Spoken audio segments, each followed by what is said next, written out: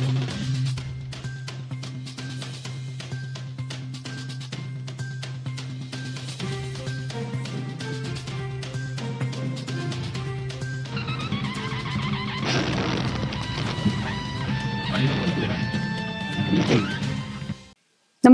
आपण पाहता Hirkani news. Hirkani news प्रत्येक क्षण ताज्या घडामोडी आणि महत्त्वाच्या प्रत्येक बातमीसाठी नेहमी तत्पर.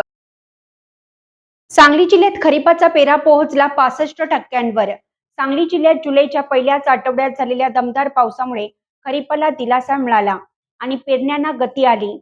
जुलैच्या मध्यापर्यंत 1,60,314 हेक्टर म्हणजेच 65% क्षेत्रावर पेरण्या पूर्ण झाल्या आहेत. पेरणीची कामे रखडली असून उर्वरित क्षेत्रातील पेरणी पावसाअभावी खोळंबली आहे. पावसाचा खड कायम राहिल्यास मोठे क्षेत्र नापेर राहण्याची शक्यता कृषी विभागाने व्यक्त केली. जिल्ह्यात 1 जून ते 30 जून या कालावधीत 100.1 मिलीमीटर पावसाची नोंद झाली. मात्र पेरणी योग्य पाऊस न झाल्याने खरीपाच्या पेरण्या रखडल्या होत्या. त्यामुळे जून महिन्यात अत्यल्प क्षेत्रावरच पेरा गेला. त्यानंतर जुलैच्या पहिल्या आठवड्यात दमदार पाऊस झाल्याने शेतकऱ्यांना दिलासा मिळाला. 1 ते 15 जुलै या कालावधीत 111.4 मिलीमीटर पावसाची नोंद झाल्याने पेरण्यांना वेग आला.